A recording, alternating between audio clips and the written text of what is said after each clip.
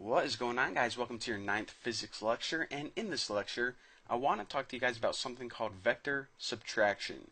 Now, vector subtraction is a lot like vector addition, which we learned in the last tutorial, but instead of taking two forces and adding them together to make a bigger force, what this does is you have two forces acting in opposite directions, so you end up with a force that's kind of an average between them. So let me go ahead and give you guys an example, and hopefully you understood vector addition, and if you did, this should be pretty easy to catch on. So say that you have an airplane, and it is traveling north at a speed of 100 miles per hour.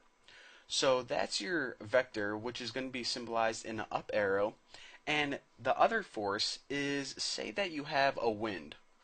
It's going to be a windy day, and this wind is blowing southeast at 25 miles per hour. Now, of course, southeast, if you're thinking north is up and south is down, is going to be to the right and down. So you have two forces acting in opposite directions, even though they aren't completely opposite, they're different from each other.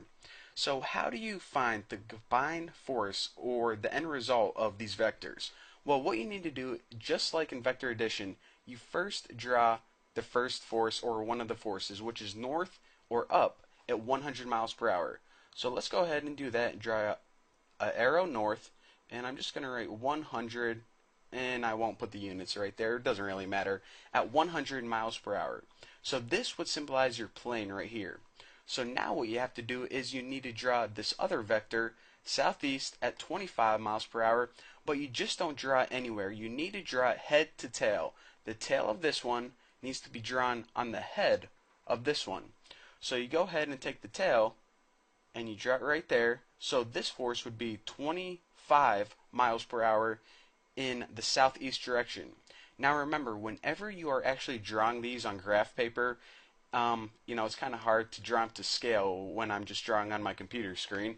But whenever you're drawing them on graph paper, make sure that this right here is 4 times the length of this, or else you're going to get skewed results.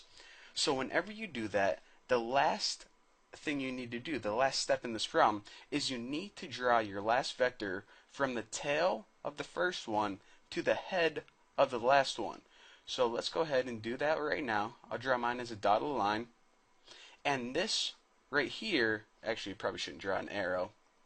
I'll just name this vector x is your end result. So even though I can't measure this, let me just go ahead and guesstimate and say this is 80 miles per hour, and that is, northeast or somewhere in that direction. So this is your end result. You take the end vector and you just measure the length of it, and also you can figure out whatever direction it is by where it's pointing. So again, like I said, this is vector subtraction, and whenever you do this, you end up with your end result somewhere between your biggest vector and the vector acting in an opposite direction towards it.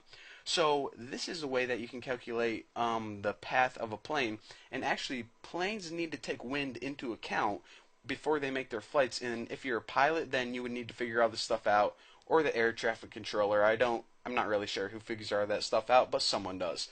So hopefully through this crazy example you understand vector addition and vector subtraction, and we're ready to move on to the next topic, which are Newton's laws of motion. It's going to be exciting, so I'll see you guys then.